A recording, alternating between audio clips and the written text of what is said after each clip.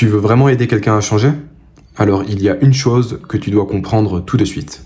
Trop souvent, la critique ne transforme pas. Elle nous met sur la défensive. Dans Comment se faire des amis, Dale Carnegie ouvre son livre par une vérité brutale mais essentielle. Si vous voulez récolter du miel, ne bousculez pas la ruche. On croit qu'en critiquant, on rend service. En réalité, cela est très souvent dangereux parce que cela blesse l'amour-propre d'autrui et provoque de la rancune. L'auteur image que 99 fois sur 100, l'être humain se juge innocent, quelle que soit l'énormité de sa faute. En voici un exemple parlant, bien que spectaculaire. Prenons Al Capone, l'un des gangsters les plus violents du XXe siècle. Et pourtant, tu sais ce qu'il pensait de lui-même et qu'il communiqua dans les tribunaux? Il disait « J'ai passé le meilleur de ma vie à offrir du plaisir aux gens qui ont demandé. Et tout ce que j'en ai eu, c'est d'être critiqué par la société. » Même lui, avec tout ce qu'il avait fait, se voyait en bienfaiteur. Il ne se sentait pas coupable. Cet exemple, on peut le retrouver chez plein d'autres tueurs. L'être humain se justifie toujours, même dans l'horreur. Et tu crois vraiment qu'en critiquant quelqu'un pour une erreur banale, il va changer? Il va très souvent se fermer, se défendre.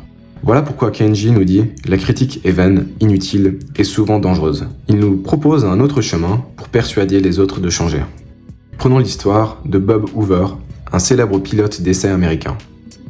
Il est formé aux acrobaties aériennes, est un vétéran de guerre, une véritable légende vivante. Un jour, il décolle avec son F-51. En plein vol, les moteurs lâchent. Par miracle, et grâce à son talent, il réussit à se poser. Son instinct le pousse à observer le carburant qui a été mis dans l'avion. En effet, du kérosène a été mis à la place d'essence. C'était la faute gravissime d'un jeune mécanicien. Hoover aurait pu hurler, le virer, le ridiculiser, mais non. Il rentre calmement au hangar et observe le jeune mécano qui est en larmes, lequel pensait sûrement que sa carrière était finie. Et Hoover lui dit « Je sais que tu ne referas plus jamais cette erreur. Et pour te le prouver, je veux que ce soit toi qui t'occupes de mon avion demain. » Ce jour-là, il aurait pu écraser un homme, il a choisi de l'élever. Et toi, combien de fois tu as critiqué en pensant aider? Un collègue, un ami, ton partenaire, ton enfant? Tu voulais bien faire. Mais as-tu vu une transformation ou un blocage? Parce que c'est ça le piège. Selon l'auteur, la critique ne pousse pas les gens vers le haut, elle les pousse à se protéger.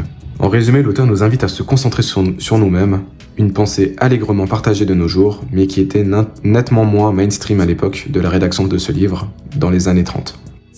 En outre, il nous invite à montrer de l'empathie et de la confiance envers autrui lorsqu'une erreur est faite. Ce qui nous permet d'influencer nos semblables, mais aussi d'améliorer notre réputation et nos rapports aux autres. Maintenant, soyons honnêtes. Est-ce que toute critique est forcément mauvaise?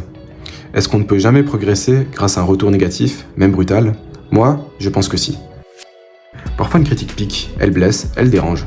Et justement, c'est ce choc-là qui peut provoquer une remise en question. Mais soyons encore plus honnêtes. Dans ces cas-là, ce n'est pas la bienveillance de celui qui critique qui nous pousse à évoluer. C'est souvent le sentiment de colère, de revanche, voire de haine qu'il a réveillé en nous. Donc oui, la critique peut nous faire évoluer. Mais à quel prix?